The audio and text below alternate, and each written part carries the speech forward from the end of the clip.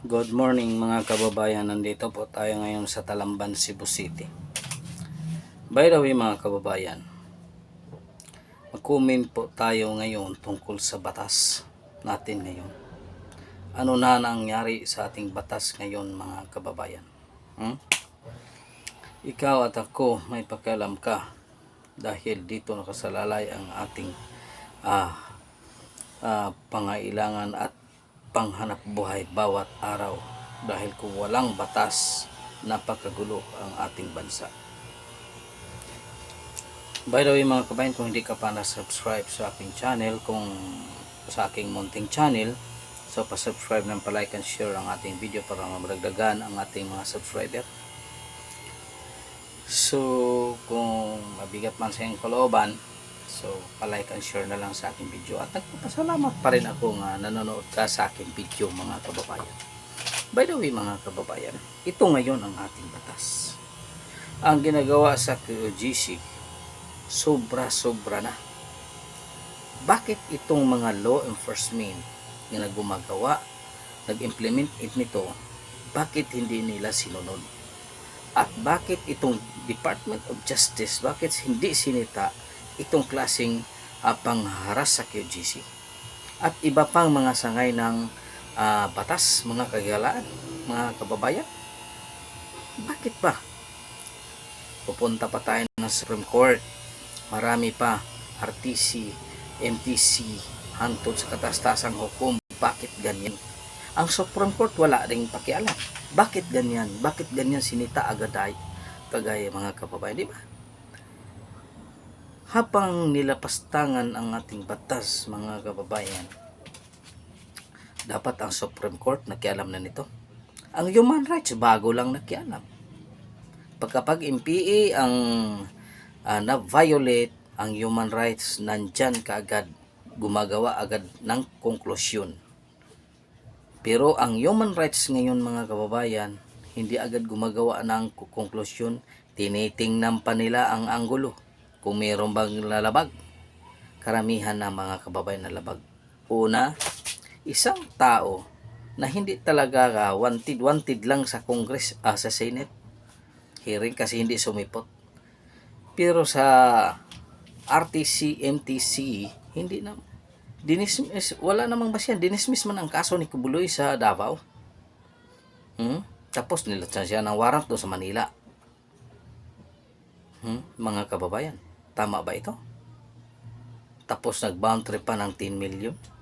Samantala si Marwan, napakalaking kaso ito. Ito ay isang terrorist group, pero 7 million lang ang patong sa hulo. Anong meron ng Kibuloy?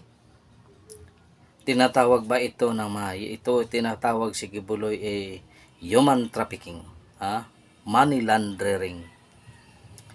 Kung human trafficking sa Amerika si Kibuloy, malabo siguro mga kababayan, kasi ang Amerika napaka-stricto, di ba? Paano ka magdadala doon ng isang tao ng kulang ng dokumento na dumadaan ka sa airport, tapos sasabihin mo human trafficking? Sinasabi lang human trafficking para walang piyansa si Kibuloy, di ba? Doon sa Amerika. Money laundering. Paano si Kibuloy money laundering? Ikakarga ba ito ni Kibuloy sa kanyang private jet? Hindi ba ito kumpiskahin ng customs ng Amerika? Sa iyong palagay mga kababayan, tama ba ito? Ang Amerika na pinaka-stricto, hindi ka nga basta-basta makapasok doon. Kung wala, kulang ka ng documentation, mag-ano ka sa Amerika, tourist ka, ilan ang pera mo. Tapos sasabihin, human trafficking.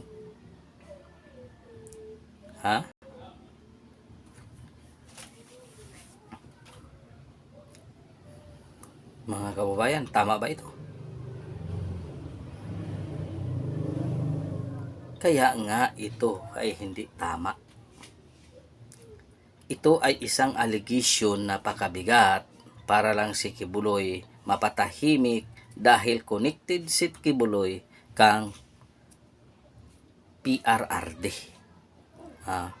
At isa namang intong bangag na nagalingan sa tama, may bounty ang Amerika, $2 million, kinagat. Ngayon, nangyari si Kibuloy. Ang mga pulis halos nandyan na matutulog. Tama ba yan? Kung sino man ang gumagawa ng 1987 Constitution, bakit hindi kayo pumalag? Ha? Ang Supreme Court, bakit hindi sinupla itong si Torre? Bakit hindi ito sinupla si Torre? Ha? Umaksyon na kayo kapag ang tao ay marami nang namamatay at gumagalaw na ang tao. Magkagulo na ang Davao. Ganyan pa ba kayo, Supreme Court, gumalaw? Sabihin ninyo, kung puntahan ninyo, pagpadala kayo ng tao doon, puntahan ninyo kung ano ang talaga ang nangyari sa QGC. Meron nang namatay. Ipaabayan ninyo sa human rights. Tingnan mo human rights bago pa lang umaksyon. Kung hindi kinalampag ni Congressman Marcolita. Tama ba ito, mga kababayan? Hindi tama ito. Paano na kung tayo mismo ang matatamaan nito? Hanggang iiyak na lang ba tayo? Sino ang kumampi sa atin? By the way, mga kaibigan, maraming salamat sa inyong suporta. So, hanggang dito na lang po. God is good all the time. All the time, God is good. Pitching your kaninyong tanan, mga kababayan. Maraming salamat, mga kababayan, sa inyong suporta.